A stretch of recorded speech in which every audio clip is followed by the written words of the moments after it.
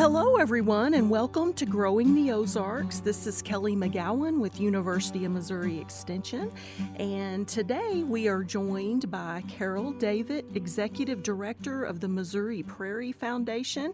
And Carol, thank you for joining us today. Well, thank you so much for inviting me. Well, of course, we're happy to have you. The Missouri Prairie Foundation does some great work, and why don't you tell us a little bit about it and some of the work that goes on? Sure, happy to. Well, the Missouri Prairie Foundation is a nonprofit land trust, and this year, 2026, we are recognizing our 60th anniversary. Back in 1966, there was a small group of biologists and citizens who were concerned with the rapid loss of prairie in our state and thought that this amazing ecosystem deserved to have an organization dedicated to this once vast landscape. And so the organization was founded, and it has grown to the point where we own and manage more than 5,000 acres of prairie remnants. We have 36 different properties, and they include original remnant prairie. We like to call them old-growth prairie because just like old-growth forests that have never been cut over, old-growth prairies are relatively intact. They are remnants of an ecosystem that is at least 8,000 years old. We once had 15 million acres of prairie in the state, and today there are fewer than 45,000 acres left that are in private ownership, owned by private individuals, Prairie Foundation, the Missouri Department of Conservation, Department of Natural Resources, and other groups. Even though that loss is really staggering, because we have less than 0.5% left of what we once had pre-Euro-American settlement, what we do have left is very much a cause for celebration. Against all odds, these remnant prairies have survived. They are brimming with incredible native biodiversity, and they're part of our cultural and natural heritage. So the Prairie Foundation owns, as I said, 36 properties. They're open to the public to enjoy on foot, bird watching, just simply enjoying nature. We have numerous events. We have an annual Prairie BioBlitz, a prairie camp out on one of our prairies. We have guided prairie hikes. We also have webinars, in-person workshops. We organize native plant sales.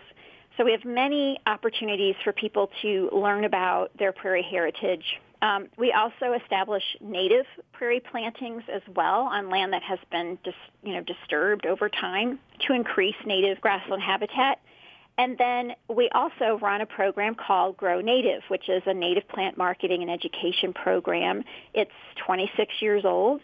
And the main goals of the Grow Native program are to increase the demand for and supply of native plants, to get more native plants on the landscape for home gardening, on college campuses, around businesses, schools, parks, on farms, because they provide so many benefits to people. Okay, very good. And then, another part of the work that you do is stormwater remediation in different areas using rain gardens and native plants. And I know even here in Springfield, we've benefited from some of that work. So can you tell us a little bit about that? Sure, absolutely. So if we think about habitats in Missouri, including in the Springfield area, we have prairie, but also glade, which is like dry, rocky, mini deserts. We have wetlands, woodlands, forests, so lots of different habitats. So some are dry and rocky, some are moist, some have deep soils, some don't. So all around where we live, around our homes or in cities, there are different conditions for growing. Well, we can match plants native to specific habitats for those areas in around where we live. So for example, in cities, the more we pave over the land, roads, rooftops, sidewalks, parking lots, we are reducing the Earth's capacity to absorb water. And so all of that hard surface makes water run off into streams that were never designed to carry that much water. But we can help reduce the amount of water running off into streams by creating rain gardens or bioswales. that are depressions that will temporarily hold water, slow it, help trap sediments so that when water does flow to streams, it's cleaner. So we can use plants that are native to stream edges and wetlands. Likewise, if you have a really dry, harsh environment next to a parking lot or a sidewalk, for example, there might be plants from our glades that can be used.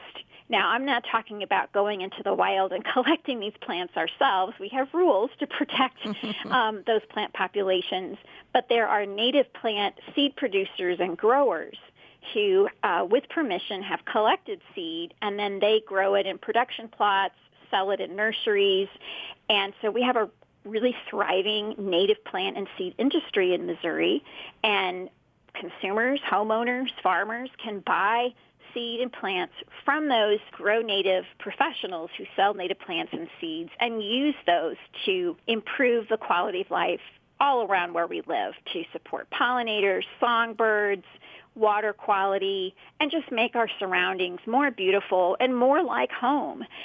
Why should we have to use plants that are native to another part of the world when we have so many incredible plant choices right here in Missouri? Okay, very good. Well, Carol, thank you for joining us today, and we will have more information about the Missouri Prairie Foundation as well as the website link at ksmu.org. But thank you for joining us today. Well, thank you, Kelly. You can find this episode and others at ksmu.org or wherever you get your podcasts.